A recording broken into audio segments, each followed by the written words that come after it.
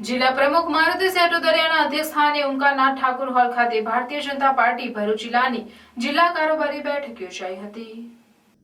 જિલ્લા ભાજપ પ્રમુખ મારુતિ સેટોદરિયાના અધ્યક્ષસ્થાને ઓમકારનાથ ઠાકુર હોલ ખાતે રાખવામાં આવેલ, જેમાં આગામી લોકસભા ચૂંટણી તેમજ યુવા ભાજપ આયોજિત કાર્યક્રમો અંગે ચર્ચા વિચારણા કરવા સાથે આયોજનને ઓપ આપવામાં આવ્યો હતો। બેઠકમાં જિલ્લા ભાજપના કારોબારી સભ્યો ઉપસ્થિત રહ્યા હતા।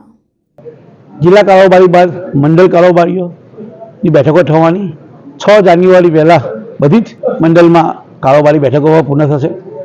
2024 લોકસભાના પરિણામ વાગી ચૂક્યા છે। ભારતીય જનતા પાર્ટી 2024ની લોકસભાની ચૂંટણીમાં સંપૂર્ણ રીતે સજ્જ થઈને લોકો વચ્ચે જવા આતુર છે।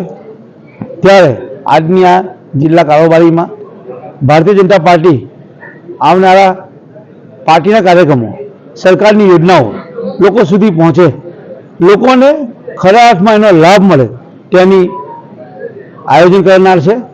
ભારતીય જનતા પાર્ટી સતત ને સતત ફક્ત ચૂંટણી હોય ત્યારે લોકો વચ્ચે જાય છે એવું નથી।